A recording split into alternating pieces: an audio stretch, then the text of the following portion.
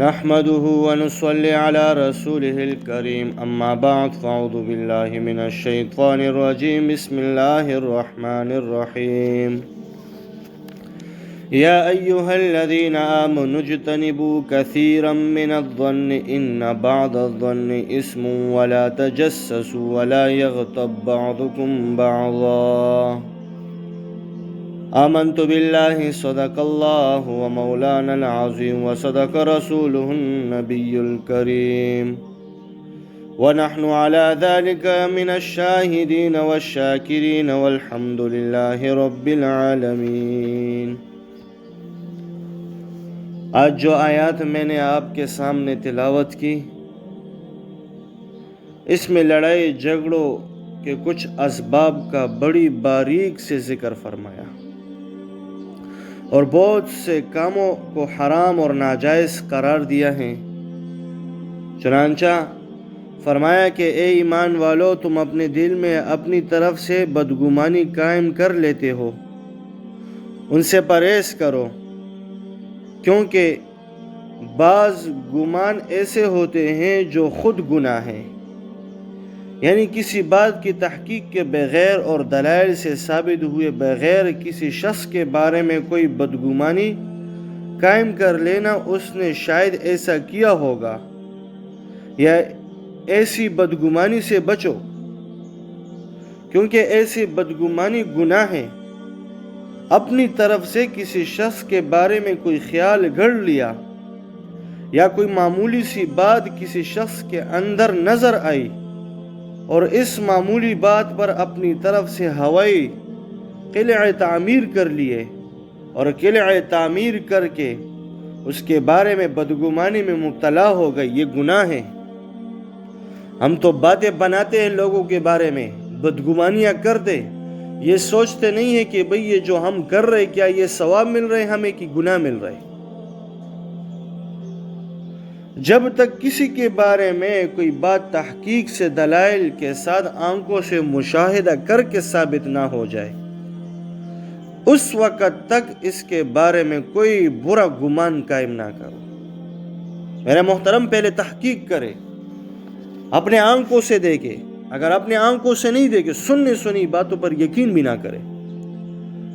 بہت سے لوگ آئے گے تمہیں یہ کہے کہ فلاں نے یہ کیے، فلاں نے یہ کیے، فلاں نے یہ کیے،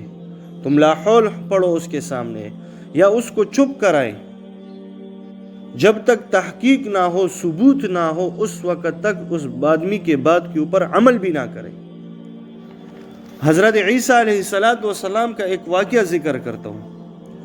عیسیٰ علیہ السلام کا ایک واقعہ ہے، اسی بات کو نبی کریم صلی اللہ علیہ وسلم نے ایک حدیث میں ارشاد فرمایا، ظنوا بالمؤمنین خیرا،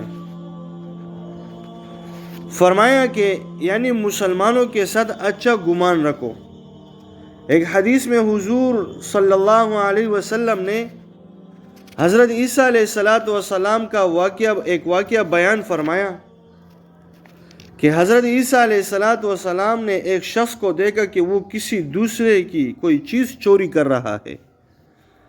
جب وہ چیز لے کر آ گیا تو عیسیٰ علیہ السلام نے اس سے کہا، کیا تم نے چوری کی ہے؟ وہ شخص قسم کا بیٹا کہ نہیں، اللہ کی قسم میں نے چوری نہیں کی۔ حضرت عیسیٰ علیہ السلام نے جواب میں فرمایا کہ تم نے اللہ کی قسم کھا لی، اللہ کا حوالہ دے دیا، لہذا میں اپنے آنکھ کو جھٹلاتا ہوں اور اللہ پر ایمان لاتا ہوں۔ حالانکہ حضرت عیسیٰ علیہ السلام نے خود اپنے آنکھ سے اس کو وہ چیز لیتے ہوئے دیکھا تھا، لیکن جب اس نے اللہ کی قسم کھا لی تو آپ نے فرمایا کہ میں اپنی آنکھ کو جھٹلاتا ہوں۔ گویا کہ حضرت عیسیٰ علیہ السلام نے یہ فرمایا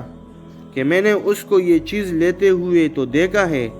لیکن یہ ممکن ہے کہ جس شخص کی چیز لے رہا ہے اس پر اس کا کوئی حق آتا ہوگا، اس پر اس کا کوئی حق آتا ہو، کوئی قرض واجب ہو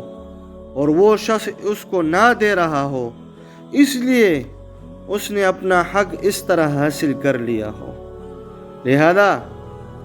حقیقت میں یہ چوری نہ ہو، اس لیے میں اچھا گمان کر کے اس کو چھوڑ دیتا ہوں۔ میرے محترم، اس لیے سرکار دو عالم صلی اللہ علیہ وسلم نے فرمایا کہ جب تم کسی مسلمان کو کوئی کام کرتے ہوئے دیکھو اور اس کا کام میں یہ احتمال ہو کہ اس نے یہ کام صحیح اور قاعدے کے مطابق کیا ہوگا، تو اس کام کو اس کا قبول کر دو اور بدگمانی مت کرو۔ اور یہ شریعت کا ایسا اصول ہے کہ اگر اس اصول پر عمل نہ کیا جائے تو ہماری اور آپ کی زندگی اجرین اور دھبرا ہو جائے گا۔ دیکھیں، ہم روزانہ گوشت کھاتے ہیں، لیکن اب ہم اپنے آنکھوں سے نہیں دیکھتے کہ جس شخص نے ذبح کیا ہے اس نے واقعتاً صحیح طریقے سے ذبح کیا ہے یا نہیں، واقعتاً اس نے اللہ کا نام لیا ہے یا نہیں۔ اور جو لوگ وہاں دیکھ کر آتے ہیں وہ اس طرح کے باتیں کرتے ہیں کہ وہاں جا کر دیکھو جہاں یہ جانور ذبح کیا جاتا ہے، اور وہ لوگ تو گالی گلوچ کر رہے ہوتے ہیں اور اسی حالت میں ذبح بھی کر ڈالتے ہیں۔ اب اگر شریعت نے ہمیں اس بات کا مکلف کیا ہوتا کہ ہر گوشت کے بارے میں یہ تحقیق کرو کہ یہ کہاں ذبح ہوا ہے، کس نے ذبح کیا ہے، اللہ کا نام ذبح کرتے وقت لیا ہے یا نہیں لیا، تو پھر کسی بھی انسان کے بس میں نہیں تھا کہ وہ گوشت کھا سکے۔ اس طرح بدگمانی سے اللہ کریم ہم سب کی حفاظت فرمائے۔ مسلمان کے بارے میں اچھا گمان کرنا چاہیے، وہ مسلمان ہے، اس کے دل میں اللہ کا نام ہے،